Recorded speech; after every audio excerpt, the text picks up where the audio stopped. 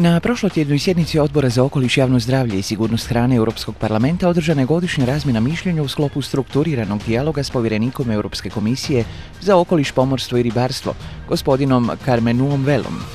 U sklopu te razmjene sudjelovala i zastupnica Dubravka Šuica, potpredsjednica Odbora za vanjske poslove i zamjenska članica ENVI odbora, koja je tom prigodom upitala povjerenika za slučajeve onečišćenja u Republici Hrvatskoj, uzrokovane od njezinih susjeda zemalja aspirantica. Naime, zastupnica je upozorila na 3 vodeća ekološka problema s kojima je Republika Hrvatska suočena. Građani Republike Hrvatske, posebice Slavonskog Broda, izloženi su štetnim emisijama iz bosansko-hercegovačke rafinerije, koji predstavljaju veliku ekološku i javnozdravstvenu opasnost. Iz albanskog područja dopire smeće koje zatrpava hrvatsku jadransku obalu. Nadalje, Crna Gora je dogovorila graditi naftnu bušotinu koja se nalazi na samo nekoliko desetaka kilometara od Dubrovnika, te u slučaju ekološke katastrofe s obzirom na jadransku morsku struju, zagađenje bi automatski došlo do hrvatske obale. Zanima me koje je stajalište Europske komisije o ovom pitanju, te kako namjerava utjecati na države aspirantice da poštuju pravila Europske unije u svrhu zaštite građana Republike Hrvatske, upitala je Dubravka Šuica. Ovo nije prvi put da zastupnica Šuica upozorava Europsku komisiju na probleme zaštite okoliša i zdravlja građana Republike Hrvatske uzrokovane opasnostima koje dolaze s područja susjednih zemalja. Zastupnica je više puta uputila pismeno i usmeno pitanje komisiji u vezi zagađenog zraka u Slavonskom Brodu te tona smeća iz Albanije i Crne Gore koje zatrpavaju hrvatsku obalu i podizala svijest o ovim problemima tijekom plenarnih sjednica. Povjerenik Vela odgovorio je kako je komisija svjesna problema s kojima se Republika Hrvatska susreće.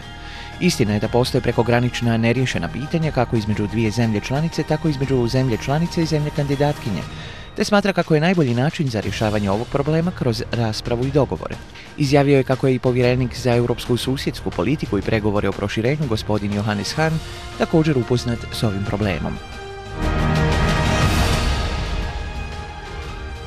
U organizaciji Ureda za informiranje Europskog parlamenta u Republici Hrvatskoj i Akademije za politički razvoj prošloga petka u Zagrebačkoj kući Europe održana je panel rasprava pod nazivom Hrvatska, EU i globalno gospodarstvo, trendovi u 2016. i predviđanja u 2017.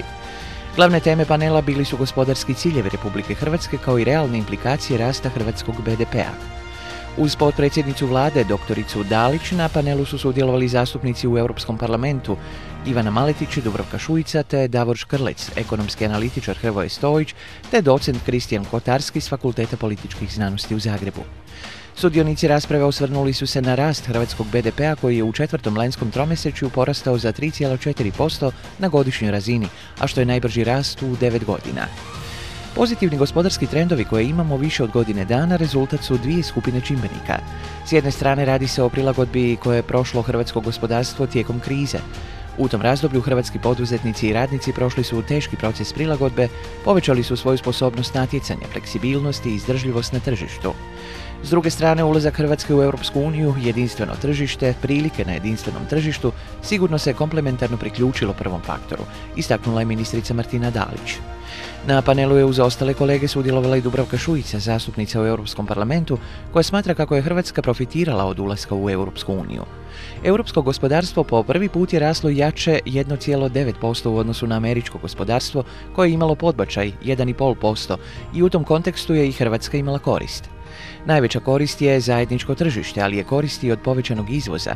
Izvoz je vrlo bitan, a onda se time stvorila i potrošnja koja je utjecala na rast koji imamo, rekla je Šuica, smatrajući kako Hrvatska treba staviti naglasak na ono što je trend u Europskoj uniji, a to je tehnološki razvoj, razvoj inovacija.